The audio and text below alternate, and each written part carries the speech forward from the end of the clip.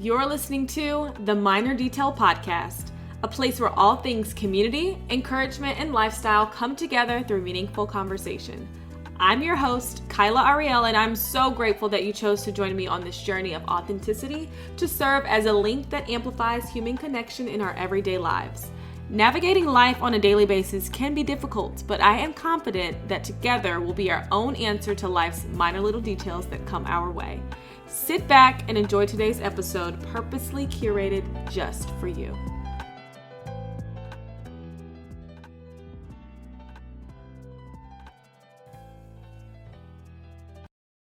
Hey y'all, and welcome back to another episode of the Minor Detail Podcast. I'm your host, Khaila Ariel, and I am so grateful that you are tuning into today's episode.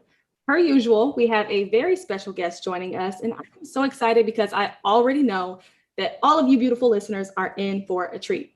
Today's guest is a friend of mine, Whitney Thompson. Y'all, I think I'm mostly excited to chat with Whitney because when she speaks, people listen, okay? Whitney is not only a force, but a DIY queen, an interior designer, tech professional, podcast host, and most importantly, sister in Christ.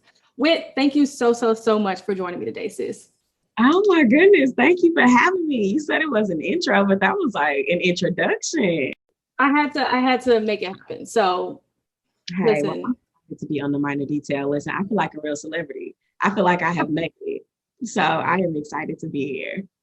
Well, thank you. Thank you again. So for those of you listening in, if you can't already tell from the title, today's conversation will revolve around navigating life while staying rooted in purpose.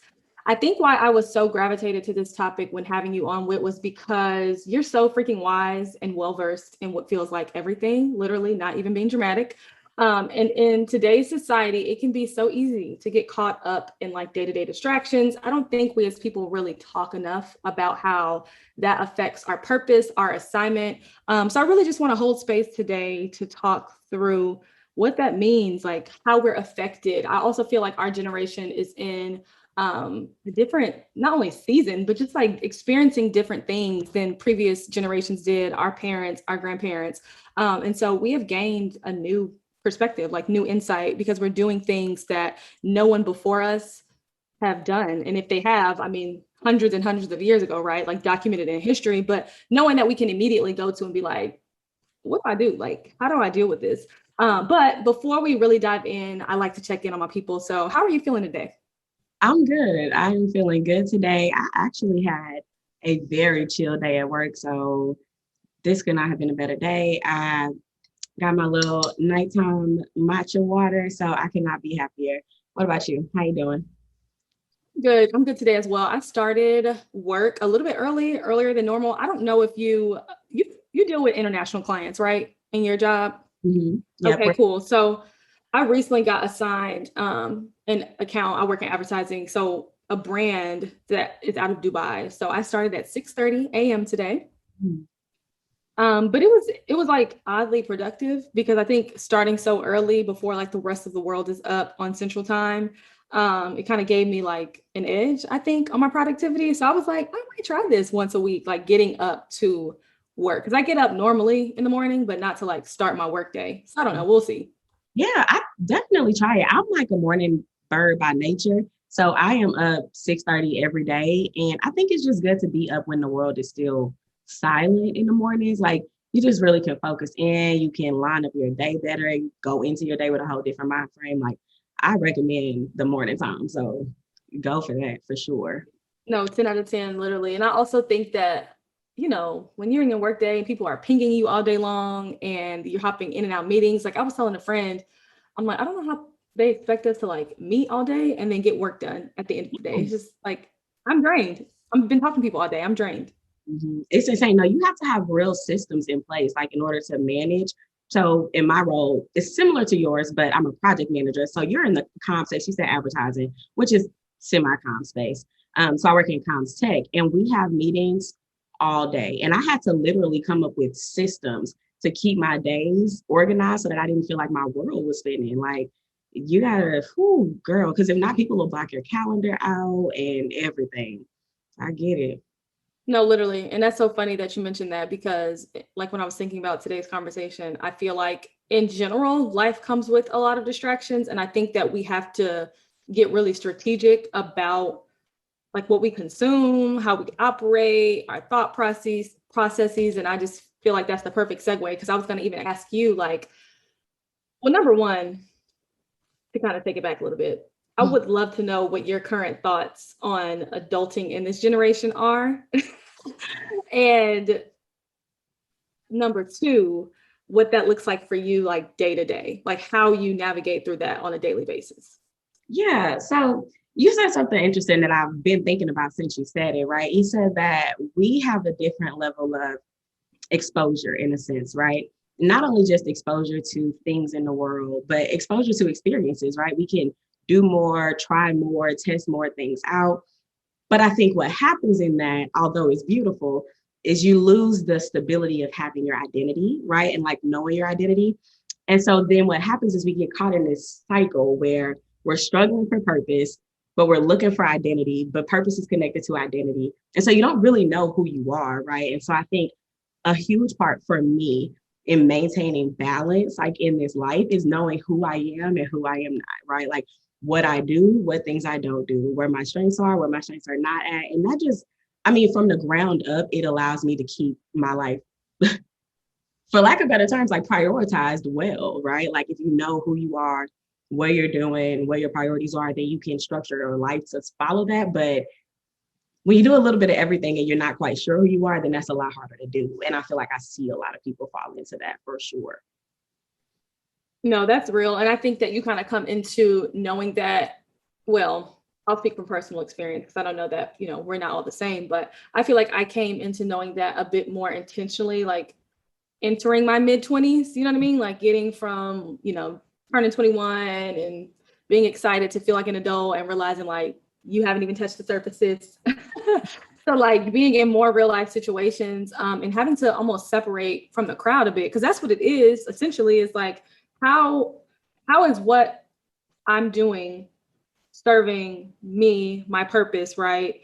And where I want to be or how I want to move forward. I think I'm a very ambitious person, so I process things very like future tense, and I know that's not always the case, but I do think there's something special about, like you said, knowing your identity, understanding who you are, and just staying grounded in that. So, how do you feel like you personally stay grounded? Like, are there any practical, tangible, like life application things that you personally do, or yeah, like what's your process? And I think I'm like very like, what can I apply? Like, what can I, you know what I mean? Like I'm a systems person for sure. And you said that earlier, like you had to create systems, but what about you? What do you think you do? So I heard Jada Edwards, she's the first lady over at One Community in Frisco. Yeah. So Yes, love her, love her. amazing. So she does a Wednesday night Bible study. And I went, this was maybe 2 or 3 years ago. So it was a while ago, but she was teaching on purpose, right? And she was saying how a lot of times we feel like purpose is the work that we do, right? So what is my purpose? Meaning, what is the work that I've been called here to do? When in actuality, it's not a specific task or job. She mentioned that our purpose can always be found in the Bible, right? Because it's simply tied to whatever your gifts are. So for example, I feel like my purpose is to love on people, right? To love the Lord's people. Now, some people have a purpose to pray for the Lord's people, right? To help the Lord's people. Some people have a purpose to fight for the Lord's people. When you see your purpose through the lens of what you were called to do, then you can fit that into a million different boxes, right? So to make it practical, if I feel like I'm called to love God's people, I don't spend my time stressed out about what should I be doing? What is my purpose? What specific task or business should I start, right? I simply make sure that everything I do is rooted in loving people, right? And then by doing that, you're automatically in line with your purpose. So if you feel like your purpose is to create, right? So I know, especially with our generation, you mentioned like moving away from the crowd, right? Well, the ironic thing about the crowd is like when we all move in a crowd, we all move in the same direction. And so when that happens, you really can't see the forest from the trees. But a lot of people in the crowd feel like they're called to create, right? And so if you feel like you're called to create, you can't spend your time stuck in a space of, but what am I supposed to be creating? You should use every opportunity, every experience in your life to create, right? Every experience or intent or opportunity that you have to help somebody, right? To pitch in at work, to take on new projects, to serve your community, rooted in creation, right? Rooted in creating something that will serve or help somebody else. And then you know that you're in alignment. And I think your life starts to speak back to you, right? People talk about the universe a lot these days and like manifestation. And people have their own belief systems on that. But one thing that we all can agree on is that we are beings of energy, and that when we are in alignment, our life just simply flows a little bit more smoothly. So I think a practical tip is to figure out what your overall gift is, right? Is it loving, serving, creating, and then to root everything you do in that. On a more practical level, figure out yourself, right? So something that I said earlier was that I'm a morning person. So I know that about myself, which means I know my energy is highest in the morning. I'm going to have the best ideas in the morning. Whatever productivity I have for the day is going to come out in the morning. But that comes from knowing yourself, right? Just taking that time to understand who you are and how you thrive and in what environments you excel in, and then creating your life in that way, right? Creating your life to reflect that.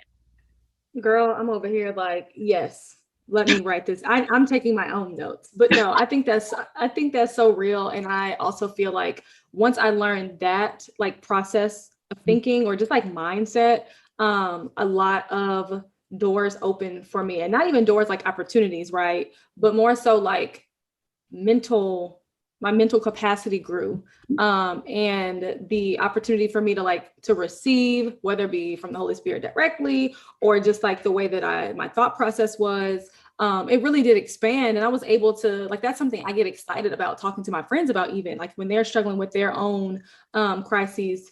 I'm just like, well, have you ever thought about it this way, or have you ever switched your perspective? Because I'm really big on the idea that when you pivot your mindset and your perspective, that's like a cheat code, It is. because at that point it's you can't convince yourself otherwise, because you already know this thing to be true. It's almost like standing in your truth, right? Why am I going to sit and waste 15 minutes worrying and building anxiety if I know XYZ to be true?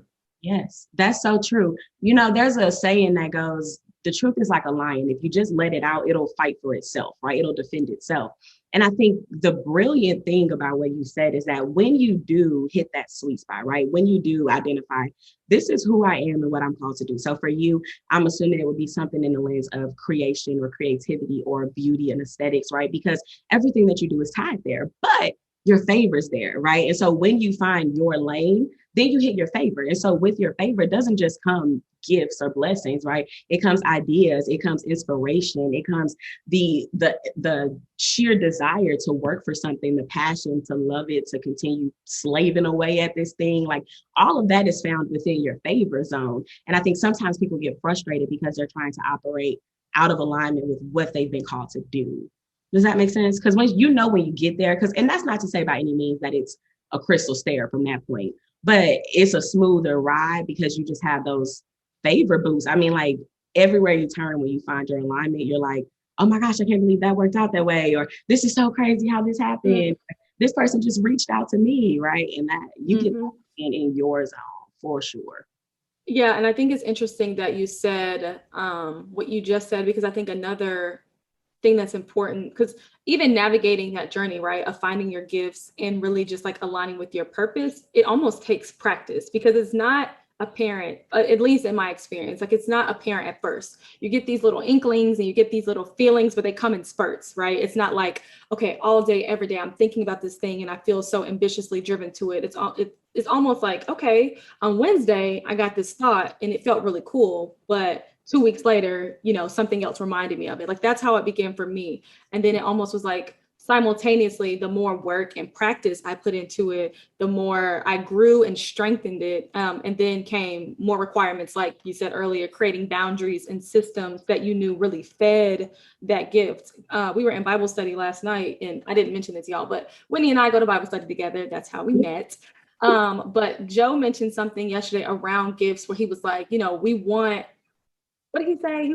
I'm going to paraphrase it pretty poorly, but it was almost, this is how I interpret it, right? It's like, we want our gifts to work magic for us, but we don't want to like make the sacrifices that it takes to really just like receive them. And he mentioned something about like, we want XYZ to happen for us, but we don't want to do it for free. Mm-hmm. And this is not to say like we should be giving our gifts and value away for free, because I have my own thoughts on that. But I do feel like there came a time for me, and there comes a time for all people where God kind of tests you to see, like, all right, how far are you willing to go for this thing? How far are you willing to go to make this come to life? And I remember specifically when I had quit my job during COVID in 2020, girl, and I was like, look, this is no longer serving me. And you said, I remember that. That. This is no longer serving me. And I just feel like I am being called to more, like I'm being called to higher. And the only way to do that is to really shift my focus. And during that time, I had a lot of, whether it be people, like it was honestly friends and family coming who wanted to start like their own social page for their businesses, to some nonprofit work that came in that was needing my social strategy, comm strategy expertise. And I remember just feeling so uncomfortable, but it was really my ego wanting me to, my ego telling me like, you too good for this. Like, why are you doing this work for free? Are you too good for this? You should be getting paid full time. And it wasn't until after the fact, that I realized, because I did those things, that is what got me to the next point in my journey. That's what got me to feeling more confident in my purpose. And this is just like professionally, right? Yeah. So it was just interesting that you just said that, and that we kind of heard that at Bible study last night, because I feel like we often miss out on things, because another part of following the crowd is feeling like you deserve to be there already, or feeling like sometimes even like, oh, I'm watching other people do the work, so I know it all, so I should be able to like output the way that I think. And it's a rude awakening sometimes. It is. It is. I think because it's a blessing, right? The way that I see it, to know what you have inside of you, right? So if you feel that feeling, right, that like I should be charging for this, like I should be making more money, I am worth more than this, that is a good thing. And it places you several steps above a lot of people, because it means that you know your worth, right? That you see your value and that what you can bring. Now, the problem is you have to earn your stripes, right? Like, and the way oftentimes that we earn our stripes is by doing that service oriented stuff, that free work, the stuff for the small business, for mom and dad, for your auntie that's trying to start up her own thing, right? Like those is where you earn your stripes. That's where you get your portfolio. That's where people start to see your fruit, right? Because at the end of the day, you can't charge for fruit that people can't pick off the tree. Does that make sense? And a lot of times when we're like young, I think, was this last weekend lit, or it might have been yesterday, or it could have been the week before, but they were talking about trees and how when they're planted by the water, they start off super little, right? So you might be an oak tree or an apple tree, but like right now you don't have no apples on you, right? Like you're young. So the only way that people know that your value is truly that of an apple tree is if you start producing apples, and you can't do that unless you work for them. And I think we skip over that step. And so a lot of times people just don't have the stripes. So they don't have the experience. They don't have the mental toughness. They don't have the wherewithal, the sheer knowledge that you get just from getting your hands dirty. And that buckles a lot of entrepreneurs. Like I know you and I both have seen entrepreneurs just on Instagram rise and fall by whether or not they had the fortitude to stick that process through, because it's rough, the process of an entrepreneur is rough. So I say that to say it's a good thing to know who you are, but it's a better thing to know that and then to earn your stripes, right? And then you can charge for your fruit. Then you can say, I told y'all I had premium apples. So now y'all got to pay me for these apples. No, that is so real and so honest. So what are your thoughts? Like because I feel like both you and I speak very like, I don't know, just very richly.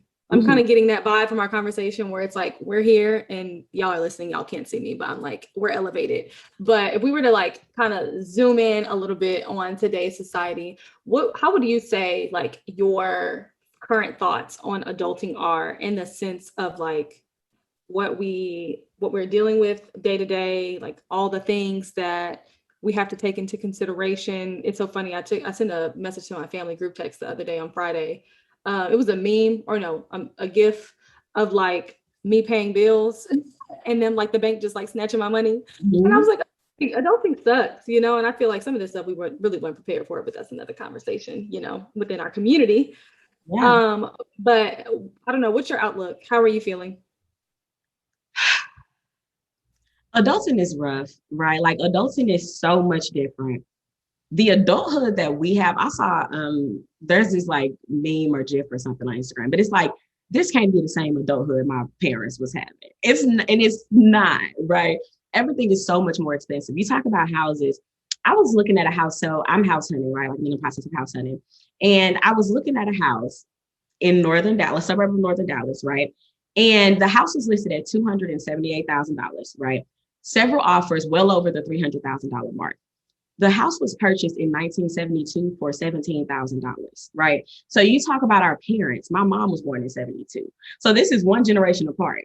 We're able to purchase houses for under $50,000. And then our generation, same generation, we can't like purchase a house in most cities for less than 200,000 if you're lucky, right? If you're in a city like LA or New York, so much higher. Groceries are higher. Like you said, we have so much more exposure to everything. So that makes our life tougher. And then the relationship aspect is just complicated completely by social media. So I think adulthood is a completely different beast that we're dealing with. Like it's harder. The world is crazier. It's more expensive. There's less assistance. There's less security, less stability, especially within like our government and the world that we live in and our community systems. Like it's no joke. Shout out to everybody that's thugging it through with the adulting right now, honestly, because it's no joke. I think that it's definitely an interesting time. Like I just bought a car and that was a process within itself because I think I had an idea going into the process of like what the outcome would be.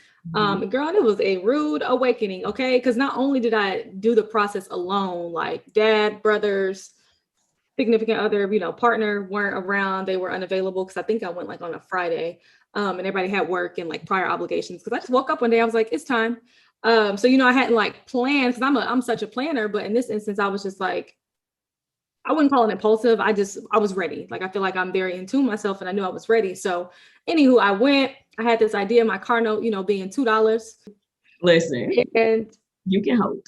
I was shocked. Okay. Cause if you're familiar with the car buying process, for those of y'all listening, you see the car, drive the car, fall in love with the car, try to get convinced by the dealer salesman that the car is the best option for you on the entire planet. And then once you not sign up, but like once you're on board and aligned, they send you to finance, which I did not know because that is the first strategy to get you. And as a it's like all the way in the back of the dealership. Like this is shady from the jump. It's shady. It's shady because it's like, and number one, and then it's like, as a woman, it's intimidating because you're like, whoa, I didn't build as someone who is big on relationships. I didn't build this relationship for the past, however long it takes people, but for me, a couple hours, because I'm thorough. I didn't build this relationship and now I have to go alone and meet somebody new. So that throws me off my rocker a little bit. And then we starting to crunch the numbers and I'm like, hold on, if I hadn't budgeted before I came here, like y'all really not budgeted, but calculating my budget amongst other things, y'all really could have like swindled in and kind of hoodwinked me. And now I'm left with a car note that is well beyond my means. And I think that we live in a society that really preys on its people in that regard. And it kind of sucks because you low-key feel like it's not fair. And to speak to, what you were saying about adulthood and just like the housing market and that example you gave, another friend of mine were also talking about like average wages in America. And over the past 10 years, like it hasn't even changed that much. You would think there's been like a $10,000, $20,000 jump. And it's been like a couple thousand maybe in the last 10 years. Like I think right now the average salary is like $56K. Which in this economy, it don't make sense. And less than half of the population is making that, right? So when you think about sure, that's not the median. Yeah, most people are living off of minimum wage, which federally is $7.25. And to your point, right, cars, ridiculously predatory of a process. So my first job out of college was working for a major bank and I worked in the auto finance section, right? And I would meet with like a lot of my managers, VPs, people in the higher up levels of like the banking world. And they would put me on game, so to say, right, about buying cars. And one thing that I never forgot that they say is that you always go into the dealership with your pre-approval, because even things like them running your credit, people get their credits smashed, right? They go to the dealership and the dealerships send their credit out to 13 or 14 banks. And so their credit score takes a huge hit. So it's predatory, the whole process is. And then to your point about the bill, like the finance charge at the end, right? You think you're paying one price, you have the car in your mind, you fall in love with it, you think this will be the range I fall within, and then it goes way over. And I was reading the average car note in America in June hit $712 a month. How are people affording that? How are people afford? And that's not for a luxury car. That's not for an Audi, a Lexus. That's not that. This is for a standard car, right? For luxury cars, 1034 per month for a vehicle. And that's not even touching insurance. Like, girl, so expensive.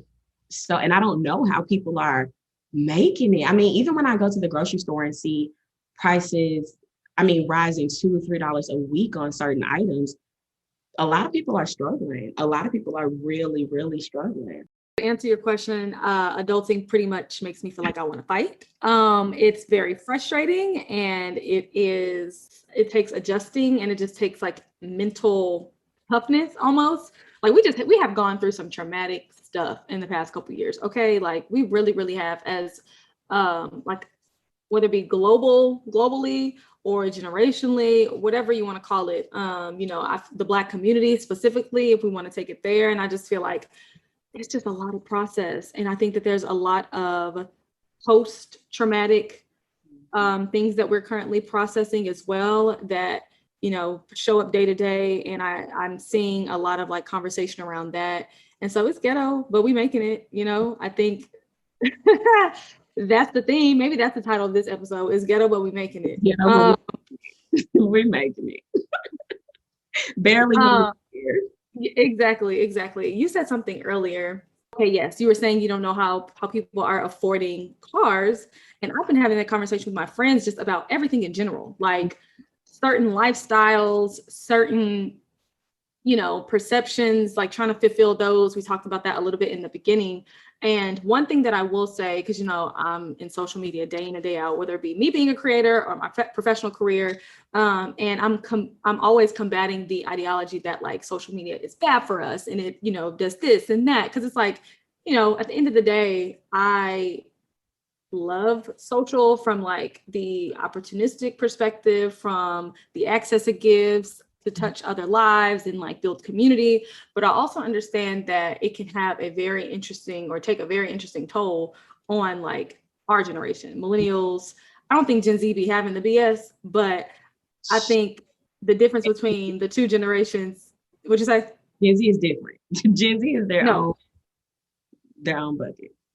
They don't play. But I think with our generation, at least, like, I don't know, we've been moving weird. What are your thoughts? Like the decisions we make sometimes to like fulfill certain lifestyles, or like the idea that we're living certain lifestyles. Because when you say car note, I'm like, baby, there's no way you could pay me to pay for a $1,000 car note that is not, because if it's in your budget, cool. Like that's gonna always be the understanding. But you can't pay me to do things that are beyond my means. You know what I mean? I think so. I'll speak to our generation in terms of, is your audience majority like Black? Should I speak from like a Black perspective? Like, would that be okay? No, I think that that's 100% okay, because, that's the audience that I, want to uplift and speak to directly. But I also feel like, analytically, yes, to answer your question, but my audience is definitely majority millennial for sure. So I think something that was interesting that happened, I'll speak to both, to the Black community, right? And then I'll speak to the millennial community. But with the Black community, there's this constant reminder of there being one or two generations between a very, very different life and the life we live, right? So when you talk about most of our parents not even having the ability or option to go to college, right? Or our parents being among that first group of African Americans or Black Americans to go to college, the fact that we are able to make six figures coming straight out of college is really insane, right? It's beautiful because a lot of it is because of social media. But I say all the time that there is nothing good that does not have equal potential for evil. And in the same way, there's nothing evil that does not have equal potential for good, right? Because evil is only perverted good. And so the good of social media is that it allowed us to advance rapidly. The Black community, the millennial community as a whole, was able to grab hold of this tool, right, of social media, and people were be millionaires off of Vine, off of Twitter, off of going viral, right? Like, so this became a career path in itself where you had literal high schoolers that were millionaires. But the flip side to that is our priorities are all messed up. Our expectations are all messed up. the way that we see life and what we should be aiming for and the things that are important are, excuse my language, but screwed, like truly screwed. So I think a lot of what we see, like what you're mentioning with our generation, is like, what are y'all doing? It's because they have an influx of resources and little to no wisdom or experience to apply it with, you know? And so, I mean, even when you look at like relationships, right? So I always say, you look on social media and it looks like men and women hate each other, right? Just like, oh my God, does anybody just fall in love anymore, right? But then you look and you say, well, both sides are upset because they both want to be in love. So how are we missing the mark here, right? And the problem is we have all of the resources and none of the experience, none of the wisdom on what makes a relationship work, what should we really be looking for in relationships. And we can apply that throughout life, right? In our careers, we are able to jump into these six-figure roles, and yet we don't really know what it is for a company to be stable, and then the company gets wiped out, and then we lose it all in one day, and we haven't budgeted. We didn't have the experience to prepare for a rainy day. So there's infinite aspects you can apply it to from a millennial or a Black perspective. But I think our generation, I mean, a lot of us didn't even have, we went from from cell phones not existing in our childhoods to then by the time we were in high school and middle school, we were living on our cell phones, right? That's insane. Like that's really insane to have that much advancement in one generation. And we lost out on a lot. We gained a lot, which was beautiful, but we lost out on a lot in terms of learning how to keep a good thing a good thing. And so it's slowly starting to corrupt us, you know? No, I definitely don't disagree. And just to plug you real quick, I mentioned that Whitney was a podcast host. Her and her fellow co-host have a podcast called The Lux Hour. Mm-hmm. And they recorded an episode that I believe is called What Happened to the Huxtables? Mm-hmm. Okay, yeah, I don't remember the number because I'm not that crazy. But it was a very, very, very interesting podcast based around basically what happened to like the Black household between Black women and Black men. And I think this is a conversation that Cam and I have often, just about like how we see our future as a couple and how we, want to live out not only like God's truth and creating that as our foundation, but just being a better reflection of a couple, whether it be technically single, legally single, just in like our romantic relationship, or married and officially binded as one. Because I think, and I posted about this on Instagram last week, I think it's important to realize, like, y'all know it's work before like the work, right? Like, y'all know it's stuff that comes first. Like, it's not all rainbows and butterflies. Not to say like you can't enjoy it, because I enjoy my relationship day to day. I can proudly say there is no toxicity, there is no negativity. You know what I mean? Like, we are equally yoked. We have all of what I believe is the necessary characteristics as individual people that it takes to do something together. And I think, because you brought up relationships, I've been trying to stay away from the topic too much. But you brought up relationships, and I think it's interesting because I think that is a popular conversation within like the millennial community. And I also think a lot of what we do is rooted in wanting to like impress the opposite sex, or wanting to make what we feel like someone attracted to us, like, create a perception that we think would impress those that we feel should be attracted to us in that kind of way. Well, yeah, because our biology is rooted in this need for a mate, right? And not just a mate in terms of like biological reproduction, but it's rooted in like survival, right? Like, we are tribal beings from the beginning of time. And so I think a lot of us, we are constantly wrestling with that desire for companionship. And then, like you said, the requirement that you have to bear, right? Like, because again, like we use with the gardening example, like, good things come with responsibilities, right? Even if you reap harvest in your business, like, there's more work to be done, right? Now there's more systems that need to be put in place, and relationships are no different. I think we're wired for community. Like, we want relationship, whether friendship, and I think this applies to friendship too. So whether friendship or intimate relationship, but again, we missed the level on learning how to do the work, right? And then, I mean, this really circles back to the millennial community in general, but especially the Black community. The breaking up of homes really happened during our childhood, right? So there's also that. There's a huge amount of trauma and generational healing that people are trying to do while they're learning how to love, right? Tons of abandonment, tons of insecurity that people are trying to barely even really realizing that they have, right, that they're struggling with.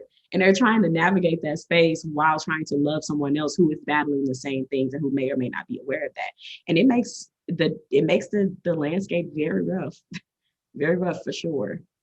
It really does. And I think that I can confidently say at this point that you and I are both very like in tune with ourselves and very, very self-aware, which I think is an edge compared to some other people. Like I think if you are self-aware, you have an advantage because at least you can recognize a bit sooner, like, hey, I might need to work on this thing, or I might need to pour into myself in this area because I'm feeling like a little not even like lacking or incomplete, but I'm just feeling like it might be a weakness, right? So to speak. And I think that we can see those and make those adjustments, whether it be like showing up to work every day or, you know, on the dating scene and wanting to be in relationships, or like you said, friendships, because those also take work. I think that we downplay friendships a lot, and the toll that they take on our lives. But a thought popped in my head. I wanted to ask you, what self-work do you think you've had to do up until this point to be where you are today?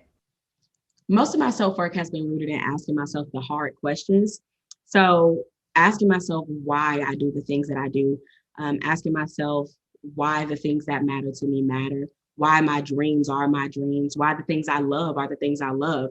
One thing that I started doing probably a year and a half ago was anytime, this habit changed my life. So you talk about practical, this is one that like practically changed my life.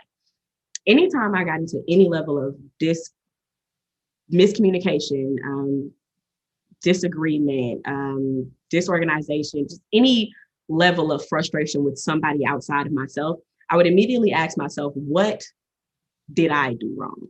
Not to victimize myself, right? Or to victimize the other person, or to put all the blame on me, but to learn how to identify what my part is, right? Like, what can I do to affect my life in every single situation? So if I'm frustrated about something at work and there was nothing I did wrong, right? I still ask myself, what could I have done differently, right? Because even if you get to a space like, why are you still here? Maybe it's like you have to ask yourself hard, like very hard questions. I mean, I could go a million different ways with that, but I think I just want to leave it there. Like, I think I kind of want to leave it simple at that. Self-development at its root. Yesterday at Lit Bible Study, there was a guest teacher, and he said, you can lie to anybody. You can lie to your mom and daddy. You can lie to your friends. You can even try to lie to God, but you cannot ever lie to yourself. And I think we would be surprised at how much we lie to ourselves. And you don't really realize it until you start asking yourself those hard questions, you know? And I think that was probably the biggest thing for me in terms of journey. For sure, because at the end of the day, I think the way that lying to myself shows up for me is like, it'll never go away, right? Mm-hmm. That thought about whatever you're feeling or not being completely honest with yourself about, it'll never go away. And the interesting thing about the human mind is like, it'll show up in different capacities. Like it might have been like this friend thing the first time you thought about it, but next thing you know, like it's this work thing. Mm-hmm.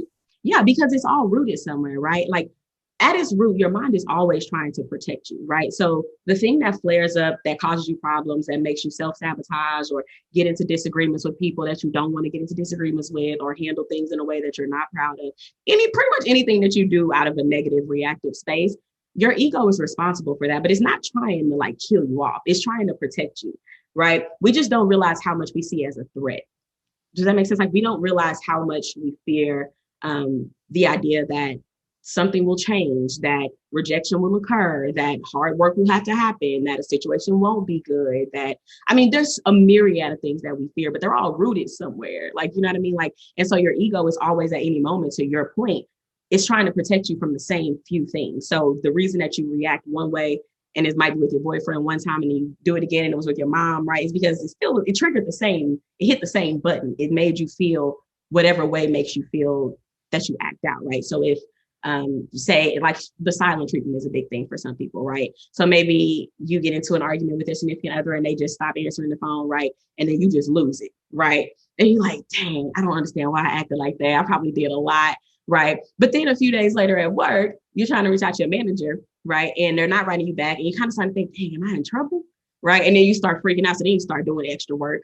You start sending them over stuff they didn't ask for, right? This is the same reaction rooted in the same traumatic space. And when you are able to ask yourself questions, then you start to say, what am I doing, right? And then it says, I feel like this person is ignoring me, or I feel like this person is doing this on purpose. And then you say, well, what if they are, right? And you train yourself to understand that no matter what, as long as you stay rooted, you will be okay, right? You can navigate whatever the water throws at you. And that's really just emotional regulation.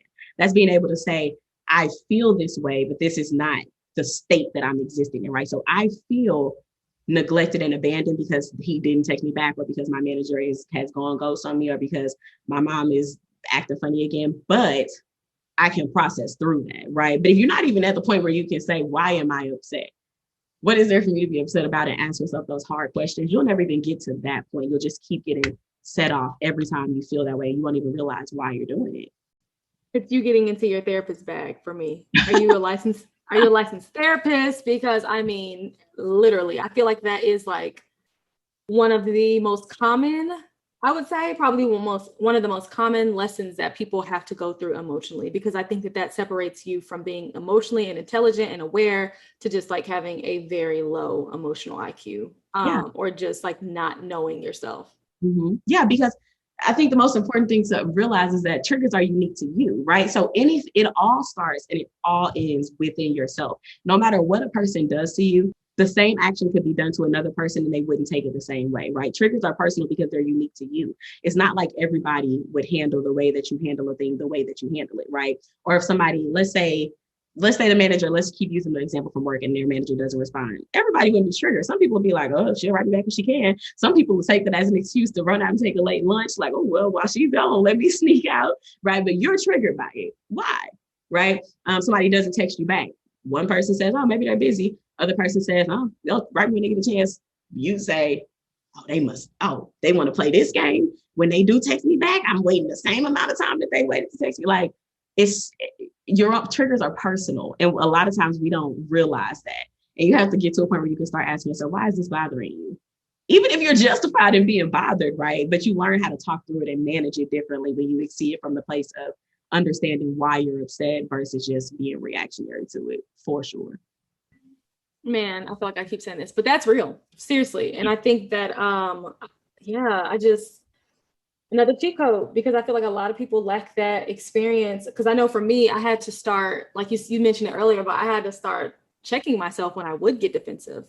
Because, before you get, if you have enough self-control, but typically before you get defensive, like you haven't said anything yet, it's like something that builds up, right? You start to feel it in your chest kind of, or your thoughts are like swirling. And I had to start catching myself at that point, because usually that means like whatever you're about to do is not good, or whatever you're about to say is not, it's not going to be good.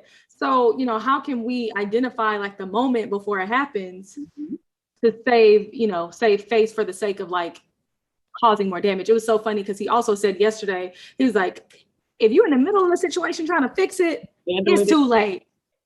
It's too late. You've gone too far. Like if you're in the moment and you're like, damn, I shouldn't have said that. Like you've gone too far. Yeah. And I had to learn that it's the moment before the moment where you ask yourself, what's going on? Or at least, take a beat, and then afterwards be like, all right, what was that about? Because that's how you learn how to, like in society, we call it reading the room, right? So it's like read the room. But when you do that internally, you're able to do exactly what you said, which is gauge your body, right? So you can feel when your heart starts beating a little faster, like you said, when your blood starts racing, you start getting a little hot, you can feel that.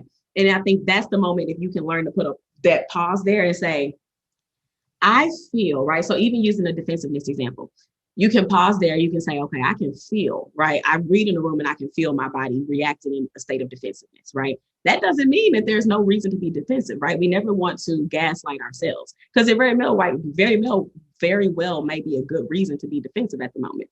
But you can communicate that clearly when you're aware of the situation, right? If you're not holding the wheel, you can't steer the car. If you're holding the wheel, if you can say, something's happening, let me grab the wheel and say, hey, I feel like you're saying this, and that, or the way that I'm hearing this is that I did something wrong. Is that what you're saying? And the person says, oh no, I'm just saying that we both just missed each other. We both whatever. But you can grab the wheel that way when you can breathe the room. Like you said, my heart's beating fast. I'm feeling defensive. And then you just address it, right? I have learned that first of all, I'm a direct communicator by nature, right? But a lot of times people make you feel bad for being super direct when you're younger. So you have to learn how to bundle it up, right? But the clearest way to reach understanding is the same way that you would teach a child, right? And you teach a child in simple terms, which means that when you communicate, especially around sensitive areas, it should be in simple terms. Hey, I feel a little bit attacked right now. I know that you're not intending to, but the way that you're phrasing the question, right, or the way that I'm hearing it is that I did something wrong. Is that what you're saying? And then the person can either say, well, yeah, but I'm not attacking you. Or they say, oh, no, I'm not saying that at all. But you hold the wheel, you know? And that, I mean, it's that pause, you said it, like that pause is the game changer to be able to read the room within yourself so that you can put a break in between your reaction. Because that's all emotional regulation is. It's not shaming your emotion or saying that you shouldn't have it. It's just pausing and doing what the difference between an adult and a child, right? Instead of just having a temper tantrum is to say, maybe I don't knock everything off the shelves in the store. Maybe I just speak to the manager. Like, you know. Right. That's funny. Maybe I just asked to speak to the manager. And I think that's also, I love that you took a beat to make the comment about gaslighting yourself, because I also think that that's ingrained in a lot of our minds, whether it be upbringing or certain situations that we experienced really early, or just like the dynamic in systems, you know, of like school. That's a one that I can think of immediately. And I think it's important to know when, like, okay, you're not necessarily wrong, but how can you add value to the situation, or how can you like de-escalate before it really goes left? So I think that that's really important and very mature. Yeah, because that's how you advocate for yourself. You can't advocate for yourself if you gaslight yourself, right? It's one or the other. And I think what you talked about earlier in terms of building identity and knowing who you are, all of that is rooted in self-trust, right? The more you trust yourself, the more confident you are to make your moves and to stand proudly in them and to communicate directly and to not gaslight yourself and to say, if I feel defensive or if I feel like something is happening, if I feel rejected, I'm going to get the clarity that I need to either confirm that or to give myself the reassurance that that's not the case, right? But what I won't do is just gaslight myself and say, oh, nothing's wrong, just skip over it. Because then you can't advocate for yourself. And if you can't advocate for yourself, you cannot trust yourself. How many people say things like, I just don't know, like, if I'm doing the right thing, or I just don't know if this is the right move. Like, there's this huge lack of trust in yourself. And that comes from that, you know? No, that's so good. Well, listen, I won't, we could dive deep. We could dive deep into this topic, so I won't drag us there for our listeners' sake. But that's, man, that's such an interesting, touchy subject. But anywho, I want to know more about Whitney. I feel like I watch you on the sidelines and I'm rooting for you. And I'm also tuning into your daily news feed. Y'all, if you aren't following Whitney already and you're listening, it's okay. We'll get to that point. I'll also put her social handle in the show notes. But this girl, she is a news feed herself, and I need y'all to tap into her Instagram stories on the daily, because she is constantly feeding us knowledge. Girl, yesterday 3 people were like, you watch Whitney stories, you see what's going on in China and monkeypox and this and that. And I'm like, yes, of course. Like, that's where I wake up, I get my coffee and I go on Instagram and I read her Instagram stories. And sometimes it'd be heavy, and you'll be like, you'll say, y'all, I didn't expect to turn up today, but we need to know, like, the people need to know. Girl, because it's spiraling quick. Like, I remember because I just started doing that maybe 3 or 4 weeks ago, but I was so hesitant because I'm like, listen, I'm just an Instagram comedian. I post pictures, I post jokes, shady quotes, and cute kids. Like, I keep it real simple on my page. Okay. But like, I also love just the world, learning about the world around me, the human condition. I've always been like that. And I'm looking at the world like, this isn't looking normal, right? Like, things are quickly heating up. And I feel like there are things that are going to affect all of our lives in a major way. I mean, just from inflation to the brooding war, these geopolitical crises, like, people need to be aware. And I think a lot of times these things are made to be so complicated. Like, there's almost no way that you can jump in like in the middle of CNN and just catch on, because you're like, well, why are we even mad at these people? What did they do? Where did this start? So I love that you love the stories. Like, people have been writing me. The messages that I get these days are some of the funniest since I've had my Instagram account. I reposted earlier this week. Somebody wrote me and was like, I thought you was just playing, but I was like, oh my gosh, she ain't lying. I'm like, no, I'm serious. So I love that y'all love them. I guess I'll just be the news desk. Yes, and I can confidently say you are not propaganda for all of the skeptics out there. It's okay. We're gonna talk offline about an Instagram story strategy because we're gonna get your account to like 1 million just off you posting your Instagram stories. People keep But telling me to take my page on private, and people keep telling me that I need to like have these in my highlights and like make an actual segment out of it. So I don't know. We'll see. We will see and what happens. if we really can get there, we can start going in feed with some like, swipe left. This is what's happening today. 1, 2, 3, 4. And it's time and it's effort. But look, sis, it's a gift because I know for a fact I'm not waking up and I'm not reading the latest articles. I'm going to underscore Miss Thompson underscore on Instagram and clicking them stories. But listen, I will let the people come find you. We're gonna talk more about it. And if we make it another day, because sometimes I'm like, oh, the world is ending. Period. The world is absolutely ending. But if we make it to see another day, another year, another decade, where do you envision your future self? Like,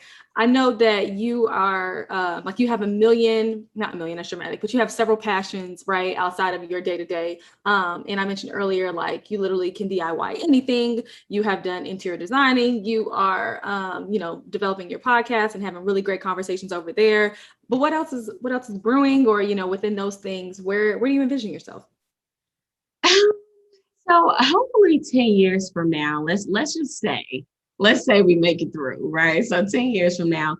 So you mentioned this before, but I have two separate businesses that are they're underneath one parent company. So ultimately there'll be three. So the first was Whitney's Kitchen Co. And that's a nonprofit organization. We strive to bring home to the homeless, right? So everything that we do is designed around not encouraging the homeless to not be homeless or helping them to not have homes, right? But to bring the comforts, because some people, right, in this environment, things are shifting, but some people prefer, right, to live a nomadic lifestyle. There are a million different reasons why people are out there, and there are a million different organizations that aid them with getting out of homelessness if that's what they desire. But we choose to bring the comforts of home, right? So things like Christmas stockings around Christmas time, or a barbecue on Memorial Day, fuzzy socks in the winter time, things that make home home, right?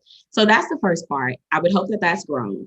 The second part of that parent company is the Cedar House, right? Which is that interior design DIY function. So I've said this before. I mean, I say it a million times, like I'm all about loving people in the home, right? So I love the home, and I love just nurturing, taking care of people, loving on people, just authentic connection and relationship. And I love the home, like your space and how it is a reflection or extension of you.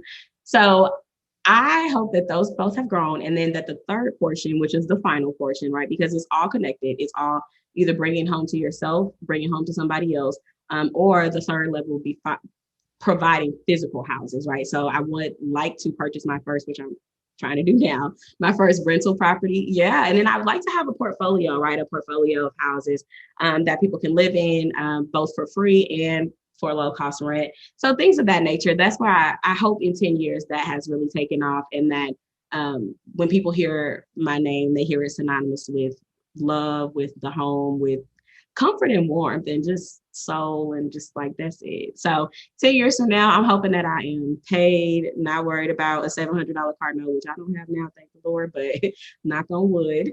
And then I hope I have land. Like I want a farm so bad, girl. Like I want a homestead, like a true like goats, chickens, like picking my eggs in the morning. So if I can be retired off to a farm somewhere, running my businesses from a remote location, I would be a happy camper in 10 years.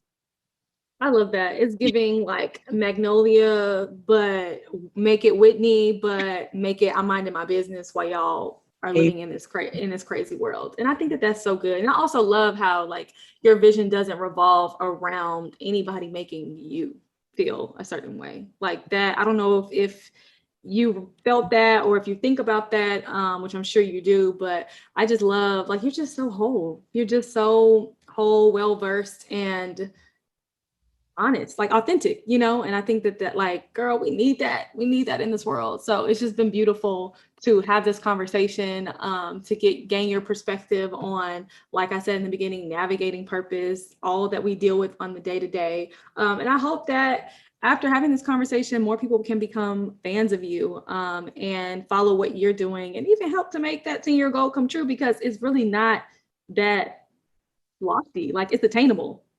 Hello, thanks to social media. So all I need, Period. all I need is a couple viral posts, and I should be retired in 10 years living on my.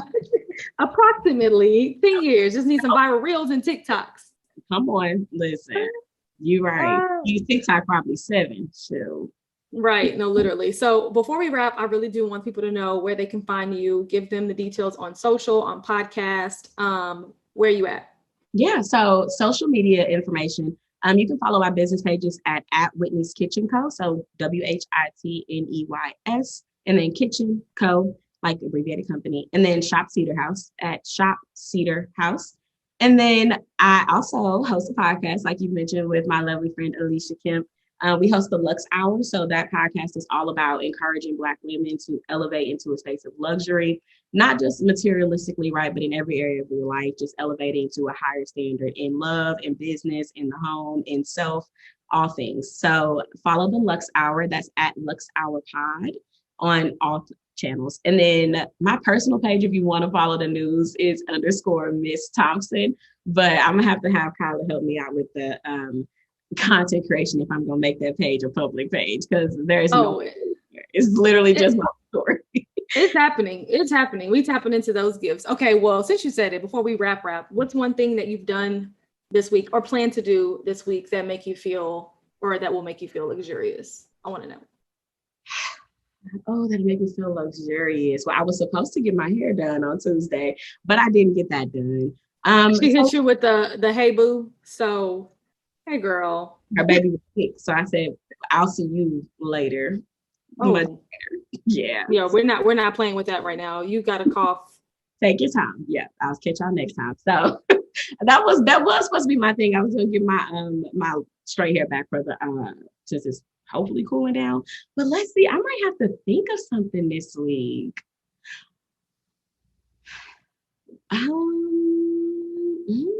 This is a hard question. I know I'm gonna buy a TV for my room. So I don't have a TV in my room. I've always been super big on not having that in there. But I just bought a new mattress. I just bought like a new bed frame. So my bed is like this high now. I feel like a queen in there, and I want to lay in my bed all the time. So I need to have a TV in my room. So that is what I'm going to do. Luxurious treat for the week is going to be buying a TV this week. Amazing. Well, I can't wait to hear all about it. I don't have a TV in my room either because I'm trying to live this notion of like, I'm going to fall asleep gracefully every night, but you might have just confirmed some things for me. So I'll keep you posted, but. So anybody that knows me will tell you like, yeah, the TV in your room, but I think I'm ready. I think I'm getting to that age where I want to lay in my bed, like with a blanket. I'm tired of like falling asleep on the couch because I'm trying to finish watching the show and then I just pass out. So we'll see how it goes. But I think I'm ready to put the TV in there. I'll let you know. I love it. I love it. Well, thank you so much for joining us today, Whitney. It has been a pleasure. For those of y'all listening in, please go follow her on all platforms, all things, listen to the podcast, literally like do everything. This girl, like I said, she's amazing. She's amazing. She's a gem. We don't deserve her. But until next time, I'll talk to you soon. Bye. Bye, everyone.